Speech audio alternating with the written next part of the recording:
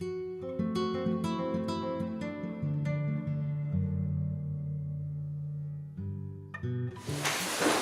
conferencia del día de hoy, Estrategias de Acción, la defensa del agua río arriba desde el ámbito comunitario, está a cargo del doctor Jonathan Fox. Doctor, bienvenido. De Accountability Research Center of the American University, a quien le cedo la palabra en este espacio. Gracias. Aprecio mucho la invitación y la oportunidad de aprender de ustedes. Voy a ir un poco rápido para no comer el tiempo de los demás. Y voy a comenzar con una confesión sobre los limitantes de los académicos. Y aquí un punto que quisiera subrayar es que los investigadores y las investigadoras tenemos mucho que ofrecer respecto a los diagnósticos de los problemas. También hay mucha creatividad en torno a cómo imaginar las soluciones, pero donde tenemos una gran debilidad está en cómo imaginar las estrategias de tránsito de los problemas a las soluciones. Y por eso ustedes son los actores centrales, porque son los estrategas de acción ciudadana, un término que voy a elaborar más después. Entonces, estoy vinculando la lucha para el derecho al agua al tema de la rendición de cuentas, porque con los compromisos que ha hecho el Estado mexicano, la gran pregunta es cómo es que el Estado vaya a cumplir con esos compromisos, y cumplimiento con compromisos es un tema, una dimensión de la rendición de cuentas.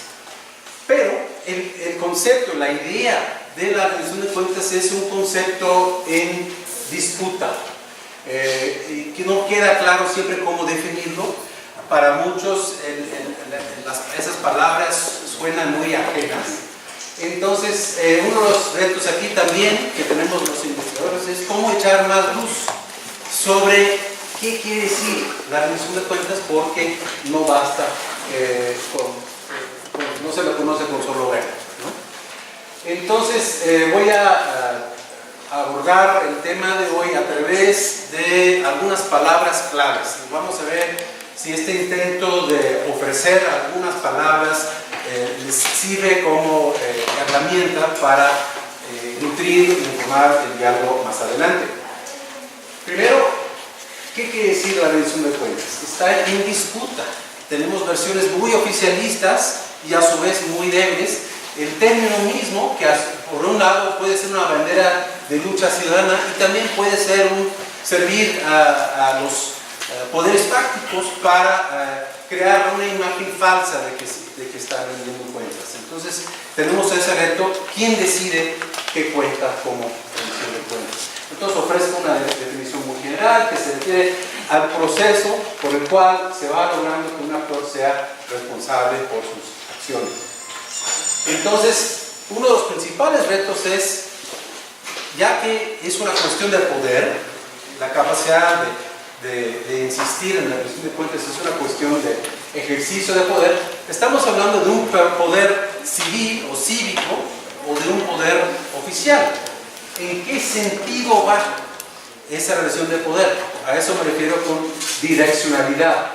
Se refiere a la rendición de cuentas hacia abajo, del proveedor de servicios hacia la ciudadanía, o se refiere a la rendición de cuentas hacia arriba, del consumidor o de la ciudadana hacia el proveedor de servicios. Y estamos aprendiendo, por ejemplo, en el caso del papel oficial de los organismos auxiliares de cuenca, en principio pueden ser instancias de poder que tengan la capacidad de insistir en una rendición de cuentas hacia abajo, a través de la proyección de la voz ciudadana hacia arriba. Pero aparentemente en la práctica, con el poder que tienen los consejos sobre el reconocimiento o no de los organismos auxiliares, la misma estructura de supuesta representación social favorece más bien una rendición de cuentas de los organismos auxiliares hacia arriba, hacia los consejos, con todo el control oficial que tengan.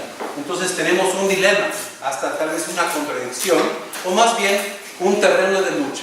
¿Bajo qué condiciones los organismos auxiliares van a representar instancias de rendición de cuentas hacia abajo, hacia la ciudadanía, o bajo qué condiciones van a servir más bien como instrumentos de los consejos de cuentas. Entonces, eso es un ejemplo de cómo el término mismo de la rendición de cuentas está en disputa, ¿no? Entonces, podríamos comenzar con desglosar el término en términos de dos dimensiones. Por un lado, tenemos una palabra inventada, la responsabilidad, que viene de responder, que en ese sentido, rendición de cuentas se refiere a las explicaciones de las autoridades de sus acciones ante contrapesos, como pueden ser los congresos o comisiones de derechos humanos o la auditoría superior. Y también tenemos la dimensión de sanciones, ¿no? Estamos hablando de consecuencias determinadas para individuos o dependencias o empresas específicas, ¿no? Entonces tenemos una dimensión que no tiene dientes y otra dimensión que sí. Y uno de los problemas en asignar responsabilidades para fallas en el sistema, y vamos a regresar después, es que un desafío clave ahí es que no queda claro quién tomó las decisiones más importantes que produjeron los problemas. Y eso se puede resumir como el problema de los muchos males. Entonces, las palabras claves que voy a utilizar son 7, y ahorita voy rapidito, comenzando con la idea de contrapartes.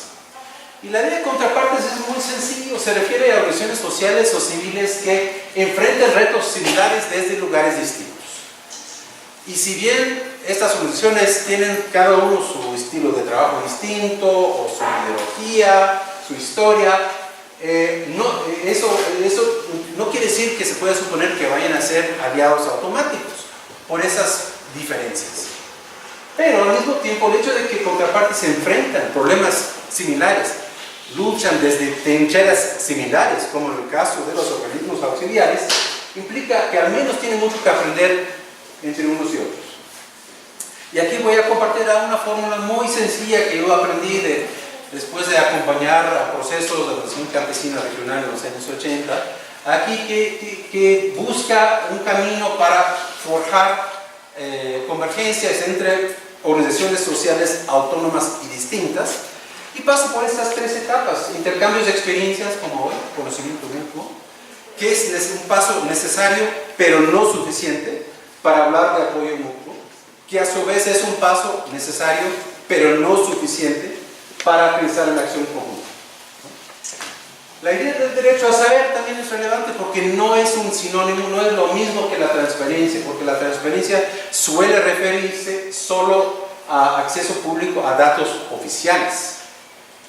Pero muchos datos oficiales obviamente no son confiables, o son incompletos, o simplemente no existen porque al gobierno no le conviene buscar información más relevante que puede tener que ver con, por ejemplo, datos reales sobre las plantas de tratamiento que realmente operan o no operan, el volumen, la cantidad y la toxicidad de las emisiones contaminantes. Entonces hay muchos datos que necesitamos para reivindicar el derecho al agua limpia en particular, que simplemente o no son accesibles o no existen porque no las conviene. Entonces el derecho a saber se refiere a esta idea más amplia y nos remite a la importancia de producir nuestros propios datos o de insistir en que el gobierno, una entidad autónoma, los produzca. Entonces esta idea es que el derecho a saber es más amplio, ¿no?